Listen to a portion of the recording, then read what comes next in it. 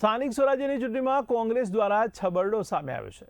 ત્યારે સમી જિલ્લા પંચાયત બેઠક પર કોંગ્રેસે 2 ઉમેદવારને મેન્ડેટ આપતા રાજકીય માહોલ ગરમાઈ ગયો છે। ત્યારે 2 ઉમેદવારોએ મેન્ડેટ રજૂ કરતા કચેરી ખાતે તંગ પરિસ્થિતિ જોવા મળી। ત્યારે કોંગ્રેસ તરફથી રમેશભાઈ ઠાકોર અને રણછોડભાઈ સિંધવ બંનેએ ઉમેદવારી નોંધાવી હતી। ત્યારે પ્રાંત કચેરીમાં ચકાસણી દરમિયાન મેન્ડેટમાં ફેરફારના મુદ્દે આ વિવાદ ઉગ્ર બન્યો હતો। બંને ઉમેદવારના સમર્થકો કચેરી ખાતે ઉમટ્યા હતા અને નિયમ મુજબ પ્રથમ રજૂ થયેલ માન્ય મેન્ડેટને જ સ્વીકારવામાં આવતું હોવાથી રમેશ ઠાકોરને ઉમેદવાર તરીકે માન્યતા મળી છે।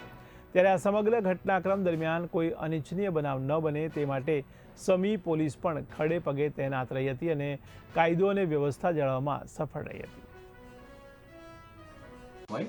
અને સમી એ ચૂંટણી અધિકારી અને જિલ્લા પંચાયતના ચૂંટણી અધિકારીમાં 3 સીટોમાં 4 દૂધખા 5 ગોચનાર અને 22 સમીમાં કુલ માન્ય ઉમેદવારો 4 દૂધખામાં માન્ય ઉમેદવાર 3 છે।